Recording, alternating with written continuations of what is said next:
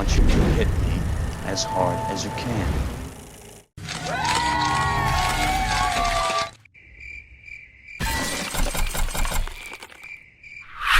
He's a child star, method actor, comedian, writer, performance artist, philosopher, criminal, rapper, a meme, and a paper bag. Shia LaBeouf is a brilliant yet flawed movie star who has lived a long, interesting life. Even though he's still pretty young, he was a promising Disney star who made the transition from TV to big-budget movies seem easy. Then, something went wrong and Shia became public enemy number 1, followed by a very public mental breakdown. But his recent slew of interesting indie films has introduced a new side of Shia to the rest of the world. But is this new Shia a good thing? Or a bad thing? Or just another stage in the wild ride that is Shia LaBeouf's life? So gather round, children, and let's discover what the happened to Shia LaBeouf. Do it! Yes, you can! Just do it! But before we can truly understand what the happened to Shia LaBeouf, we must start at the beginning. Shia had a very troubled childhood. For a time, he lived in a motel and struggled with many things like his abusive father's drug problem, who also suffered from PTSD. And Shia would tackle these demons later on with the film Honeyboy, and we'll get to that later, don't worry. World's first daredevil chicken. His big break came at the age of 14 with the Disney Channel original series, Even Stevens. He was now a Disney Channel star. You'd see his face every time you turned on the TV if you were a child, and he did some funny stuff. I LOL'd. And Shia LaBeouf even won a Daytime Emmy for his performance. Shia was great as the wacky little brother who did wacky little things. He was a scene stealer. He stole every scene and left every scene messy, usually. The world fell in love with that goofball attitude and that curly hair and those huge nostrils. Look at those nostrils, look at those things. There was lots of ad-libbing and playing around, just being silly all day on set. Even though his personal life wasn't exactly happy at that time. But we had to wait for Honeyboy to learn that. And we'll get to that, I promise. After a few very successful years at Even Stevens, he was ready to move on, but still stay in the Disney bubble. While continuing to work with Mickey Mouse, he starred in Holes. This was Shia LaBeouf's first big test to see if he could lead a major motion picture. This interesting film was based upon a popular children's book. Did you read it? I tried. I didn't finish it, because they made a movie, and I just watched that. At this time, Shia LaBeouf was being described as a young Tom Hanks meets Dustin Hoffman meets Gene Wilder. That's a great compliment. Then there was Dumb and Dumberer when Harry met Lloyd. He got to improvise in this prequel, so that's fun. But it's horrible, it's not good. It's not good at all. It's not very funny. Luckily, his role is small enough that this horrible movie didn't ruin his career. 'Cause it could've. It's that bad. Then he had some strong supporting roles in some big-budget action movies, like I, Robot and Constantine. Will Smith and Keanu became his movie star mentors.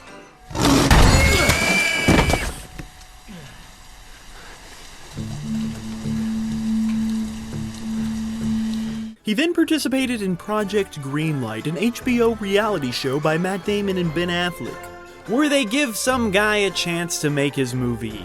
And that movie was The Battle of Shaker Heights. He took German lessons and learned to drive a stick shift for the film. Early signs of method acting. I haven't seen it, but I heard it's good. I tried out, and Matt Damon and Ben Affleck did not like my script because I didn't finish it and I didn't send it to him.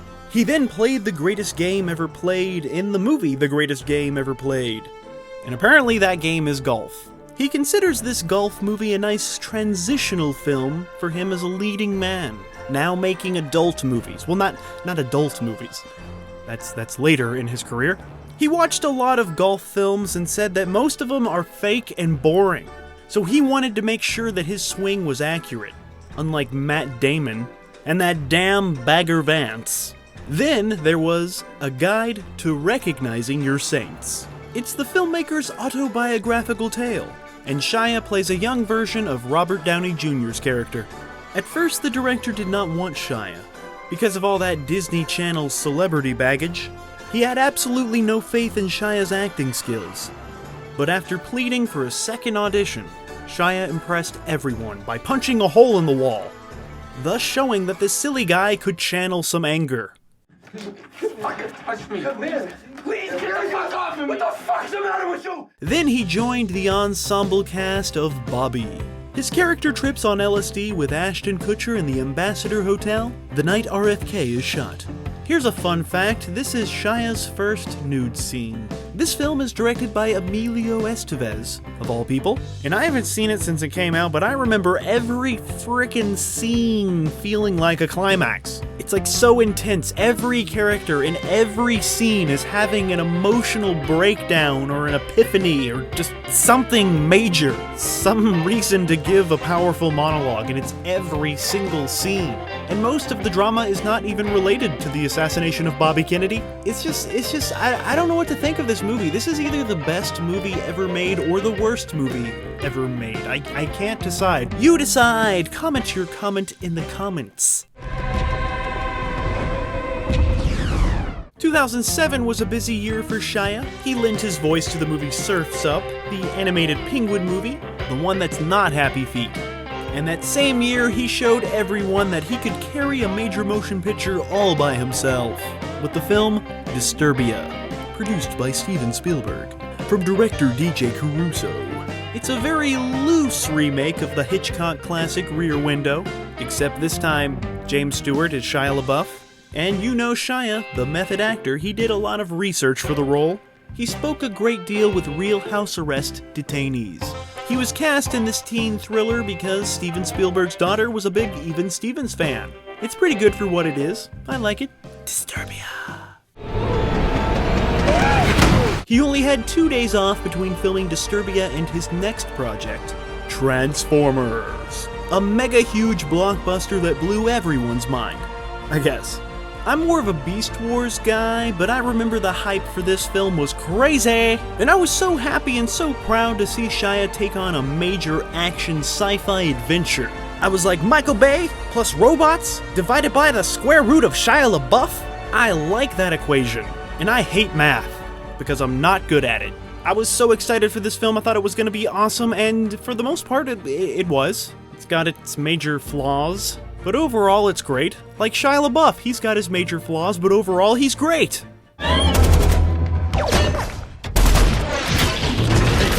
Most people only remember Shia just saying no over and over. No, no, no, no, no, no, no, no. I actually really like when Shia says no, no, no, no, no, no. It just makes me feel good. And I love when that's referenced in Honeyboy. No, no, no, no, no, no!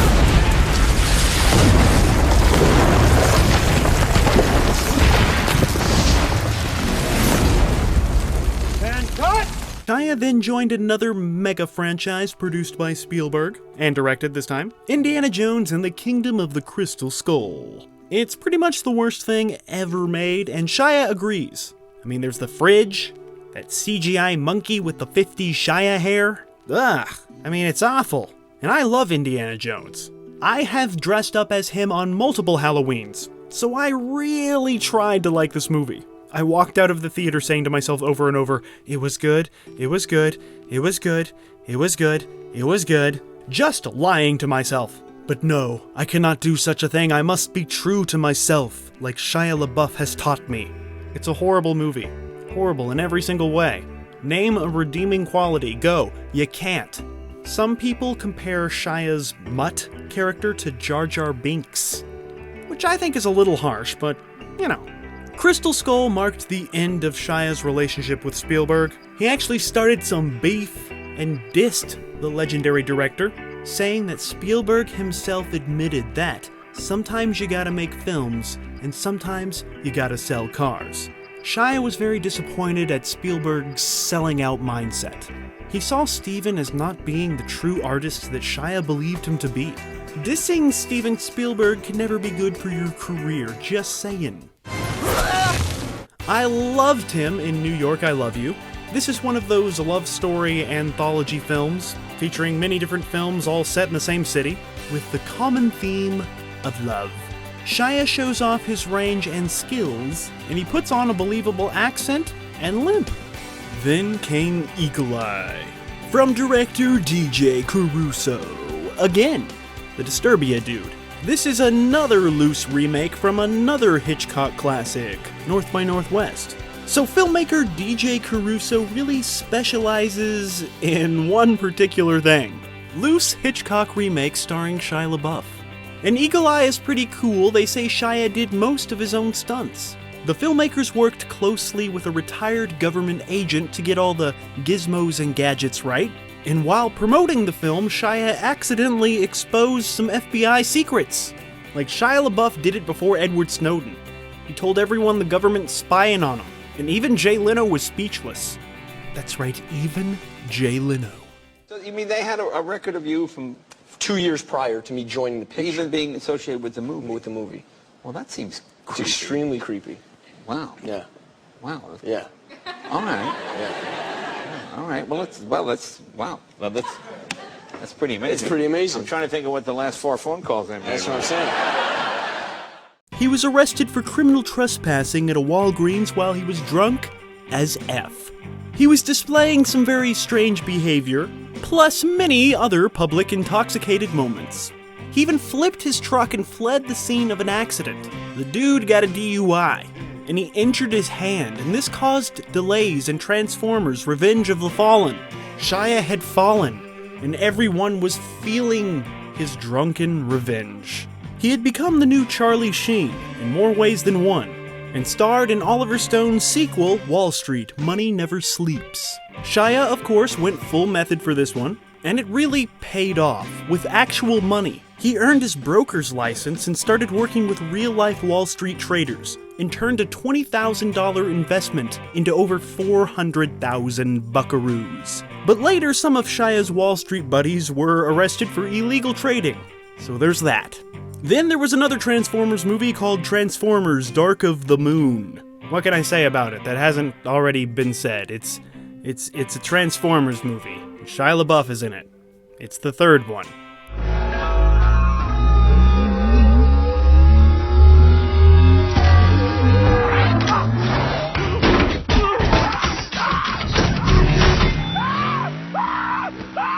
Then came a great bootlegger flick called Lawless. Shia LaBeouf was intimidated by Tom Hardy, but he respected his intense approach. So Shia stepped up his game a notch and started drinking real moonshine to get into character, and he gained 40 pounds. Of course, this heavy drinking caused Shia to become aggressive and drove an actress to almost leave the film. Plus, Shia and Tom Hardy got into a fight on set, with their fists. There was so much macho ego on set, and one of them was full of moonshine, but the result was a decent film. And Shia does regret getting actually drunk on the film and admits that Tom Hardy staying sober resulted in a better performance. Sometimes you don't have to go full method. Sometimes, you could just act. Pretend.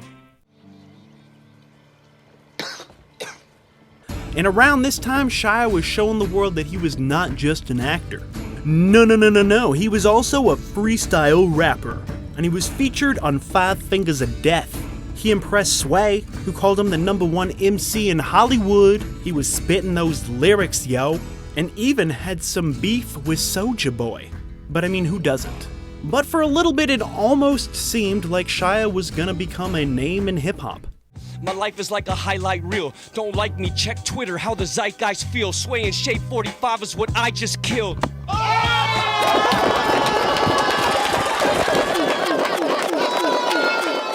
In 2011, he directed Maniac, un film de Shia LaBeouf. It's a short mockumentary slasher film starring rappers Kid Cudi and Cage as French-speaking serial killers. It's a wee bit pretentious, and it's kind of a copycat of Man Bites Dog, but it's still a worthy effort, and you can see that Shia has some skills behind the camera. He also directed a Kid Cudi music video for the song Marijuana, where Shia pretty much just films his rapper friends doing drugs in the Red District. He made a documentary documenting himself and some friends on a hitchhiking adventure. He would tweet his coordinates, his longitudes, his latitudes, and he would let anyone take him anywhere. And he would film it. Then Shia made a short film called HowardCantor.com. It premiered at Cannes in 2012 and was widely praised. Everyone was talking about how Shia had a big future behind the camera.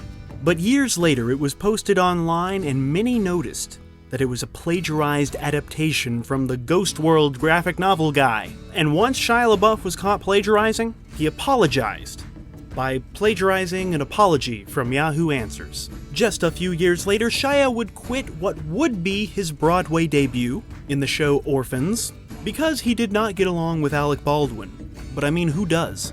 And once again, his apology was plagiarized. This time he copied and pasted his apology from Empire magazine. Next, he did a film with Robert Redford, The Company You Keep. It's always nice to work with Robert Redford. Then he did a very interesting film called The Necessary Death of Charlie Countryman. Shia LaBeouf tripped on real drugs to get into character, because his character was doing drugs, and many people didn't enjoy this flick.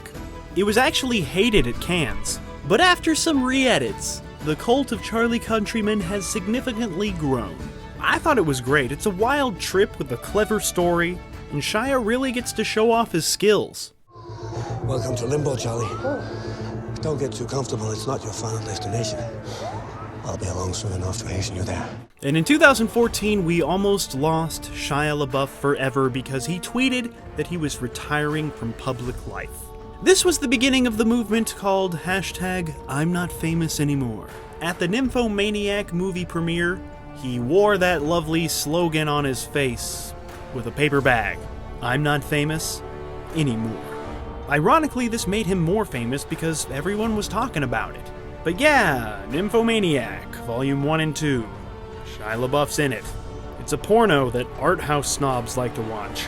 Yes, the film actually features real actors doing real sex things. It's directed by madman Lars von Trier, and madman Shia LaBeouf fits well into all the madness. I've never seen this film because I don't think I'm allowed to, but I hear from a reliable source that they study this film in psychology classes, so that's an accomplishment. And to audition, that's in quotes, audition for the role, Shia just sent Lars von Trier his own personal sex tapes. I think it's fair to say that his days of Disney were long gone. Like many child stars before him, he took drastic and risky measures to distance himself from that Even Stevens image. And while promoting this porno film, Shia appeared in a strange Q&A and walked out of the event. He was quoting an athlete who was disgusted by the press following him around. Yes, he was no longer an even Steven, he was more of an odd Steven. And just when you thought he was done getting arrested, no, he got arrested again! In Savannah, Georgia, for being drunk or something. He went on what some would call a racially fueled rant towards the arresting officer, who happens to be black. Shia started screaming about his $1 million lawyers. It was just some straight-up Hollywood spoiled brat stuff. Just awful. He was also arrested for disorderly conduct at a cabaret performance in New York City. After drinking lots of whiskey, he spit on a cop in jail and his face was covered in what Shia likes to call a Hannibal Lecter mask. And they put him in a small cell for 12 hours. Time out, think about what you've done, Shia. I seriously cannot keep up with all of his bad boy antics.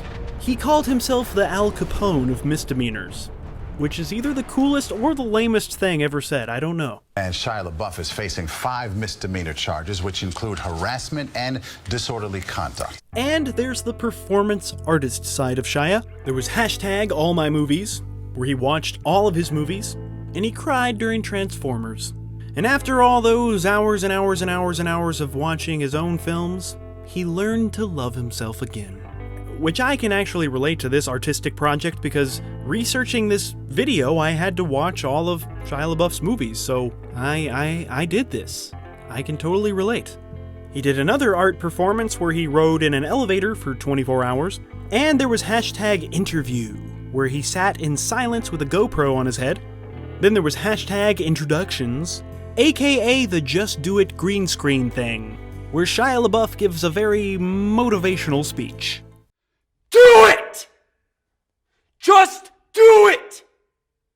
Then there was that Sia music video where he's cage fighting a child or something. And he was naked in another music video with all those symbolic butterflies. And of course, this fueled that MK Ultra mind control conspiracy theory stuff about Shia on the dark web. Do you believe it? And we cannot forget that Rob Cantor theatrical performance where he sings about Shia LaBeouf and his cannibalistic ways, claiming that it's fiction, but I don't know. Like, I just don't know anymore. Like, what is real and what is fake? He created an art exhibit called #I'mSorry, where he sat in a room with some items, like a bullwhip, a bowl of chocolate, some pliers, Jack Daniels, a comic book from that author he plagiarized, a Transformers toy, and more unusual items. He also had that bag on his head, because, you know, he's not famous anymore. And Shia LaBeouf sat in that room for 5 days, crying. It was an interesting statement on celebrity and the human condition. It kind of seemed like a ritual sacrifice for his Hollywood sins. But, you know, art, it's weird. You gotta love it. It's you. Hi, Shia. In 2014, Shia LaBeouf had a huge comeback with the World War II film Fury. Director David Ayer told the actors that they would die on this movie and they would treat it like it was the last thing they would ever do. And Shia took the director literally, actually listening to the director's direction. He pulled a tooth, he cut his face, like really cut his face with a real knife, because the makeup was not realistic enough for Shia, and he would open up his wound before every take. Really gruesome, really crazy stuff. And he lived on a military base for a month, got baptized, and pretty much actually became a Christian, because his character's a Christian. So he took on his character's actual faith, in addition to not bathing for months. And he would watch videos of horses dying for hours to understand the character's pain. He was method acting with his blood and his soul. All these actors slept together in a tent, they slept next to each other in a tent, and they were encouraged to fist fight. You know, to bond, for on-screen chemistry. Brad Pitt said Shia LaBeouf is one of the best actors that he's ever worked with. Fury, it's a freaking great flick. Go watch it. No, that don't make sense! Stop! What are you doing? He did the soldier thing again in Man Down. This one is set in a post-apocalyptic United States of America. Critics called the film interesting but unbalanced. Once again, Shia threw himself into the role. This time he played a soldier with PTSD, so Shia had to actually get there mentally, and claims that he actually felt suicidal while making the film. Like, I'm a fan of method actors, I like it, I respect it, I think it's interesting, but there are lines, and Shia just keeps crossing them. And rumor has it that Man Down is infamous for only selling 1 ticket in the UK. So you could say that only one man was down to see Man Down. I wonder who he was. Was it you? Then he did American Honey. I hear great things. And it uses the 4:3 aspect ratio that a lot of indies are now experimenting with lately. And at first I hated 4:3, but now I'm starting to love it. And American Honey uses it just right. Shia delivers a great realistic performance, and he's wonderful. Look at that actor acting. These are the kind of films that really let Shia shine. Then there was Borg vs. McEnroe. Hollywood bad boy Shia LaBeouf plays tennis bad boy John McEnroe. Many people like this film, even those who don't like tennis, and even people that don't like Shia LaBeouf.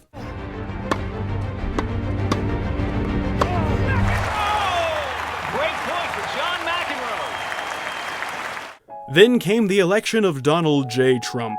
And like every actor in Hollywood, Shia LaBeouf felt the need to scream his displeasure. But of course he had to #resist in only a way that Shia could. He installed a live feed camera and raised a flag with some of his revolutionary buddies, and they screamed, "He will not divide us!" over and over and over again. Because vive la resistance.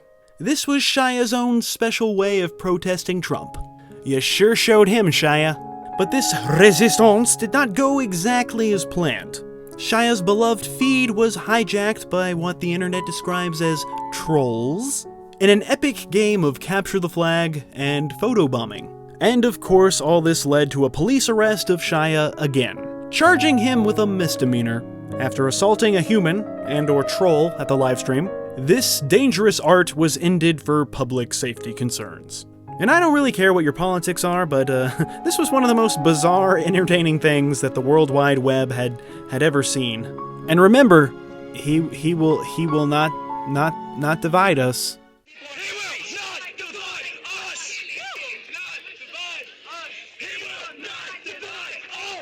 Then came the semi-autobiographical film, Honeyboy. The film is divided in two halves. One half takes place during his childhood in the Even Stevens era, and this is where he plays his own father. He's balding, and he's got a belly, and he's very, very scary. It's great. You never know what this character's gonna do. He could be sweet, or he could snap with anger. And then the other half is about Shia's young adult years, dealing with his mental health. Shia wrote this gem of a movie as therapy while in a mental institution. The film helped him in many ways, professionally and personally. It led to him rebuilding a relationship with his father, who he hadn't spoken to in years, and he rebuilt his career as a respected artist. It was the perfect film for Shia, because the film is Shia. He never thought that he would actually make it into a film. It was just an exercise to help him get things off his chest. Therapeutic. At that time, Shia was actually convinced that his acting career was over, and he was seriously looking into joining the Peace Corps. He signed up and everything. But Shia could not step away from the screen and took on the challenging role. And since he hadn't spoken to his father in years, it was kinda awkward to tell him about the movie. Especially the part about Shia playing his own father. So Shia lied, and told his dad that Mel Gibson would be playing him. And everybody's dad wants to be played by Mel Gibson. Huh? I pump you full of strength. Because we're on a team, and I know you got what it takes. You're a fucking star, and I know it. That's why I'm here. I'm your cheerleader, honey boy. This is an incredible film. It's original. It takes a different look at Hollyweird, the dark side of being a child actor, one of the dark sides. The film is about the tears of a clown, the drama behind the comedy. This film really shows you how hard it is to grow up in the spotlight. And if you ever want to understand Shia LaBeouf, watch this movie. And if you're an Even Stevens fan, you gotta watch this movie too. It's full of Easter eggs and references to all of our favorite Even Stevens moments. I never thought something so powerful, so artsy-fartsy would ever be associated with Even Stevens. But Honeyboy is, and it's great. The film was shot in just 19 days and received a standing ovation at Sundance. The people looked around, they're like, hey, this was good enough to stand up for. So they did, and they clapped. He won the Breakthrough Screenwriter Award at the Hollywood Film Awards, and in his speech he thanked the cop who arrested him and changed his life. This literally is a cinematic self-portrait, like a painting, because movies can be art too, you know. #art.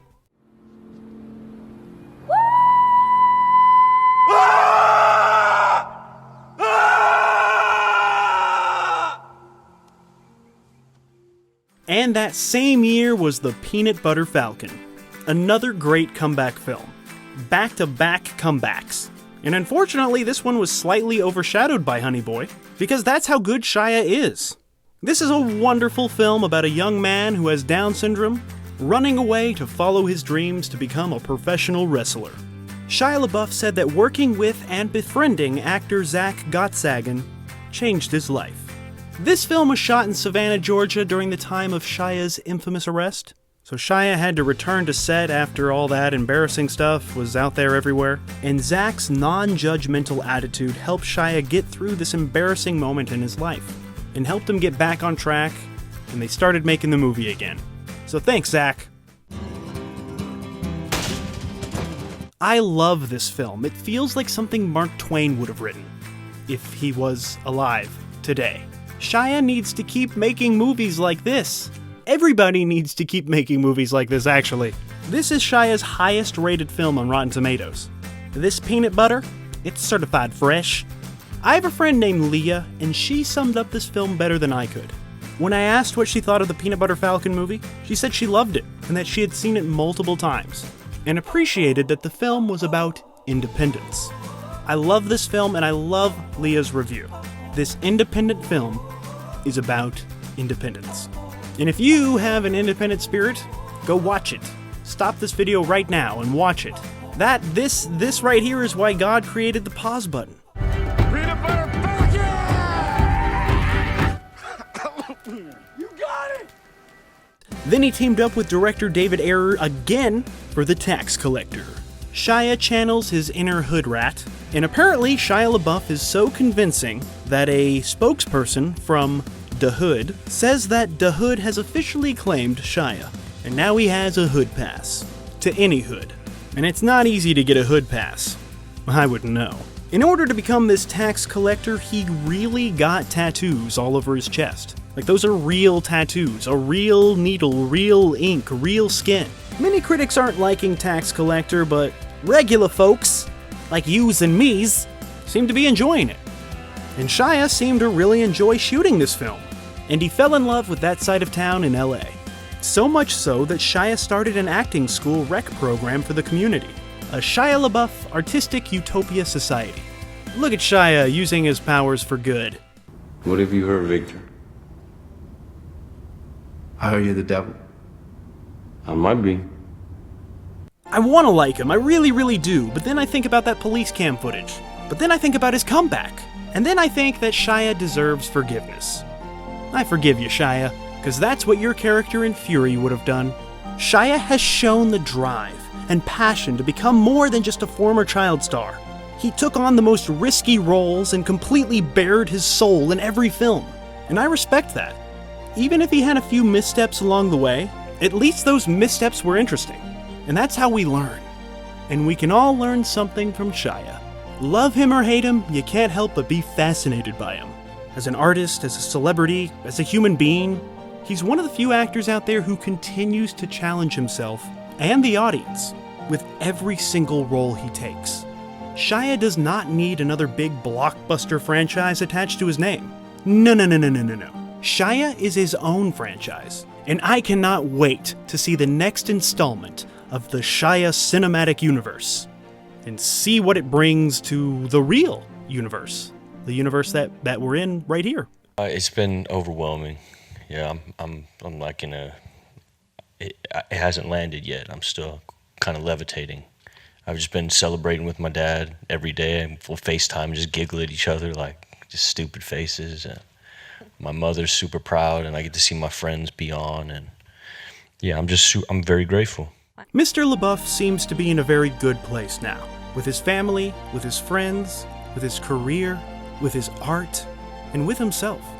He claims to be on his 9th life, and considers himself blessed. Just think, at one time Shia LaBeouf was the butt of every joke, and now his name represents kicking butt with intense craziness, in a good way. Shia LaBeouf broke that MK Ultra-like Hollywood spell that was taking him to an early grave, and now he's free and independent, just like the peanut butter falcon.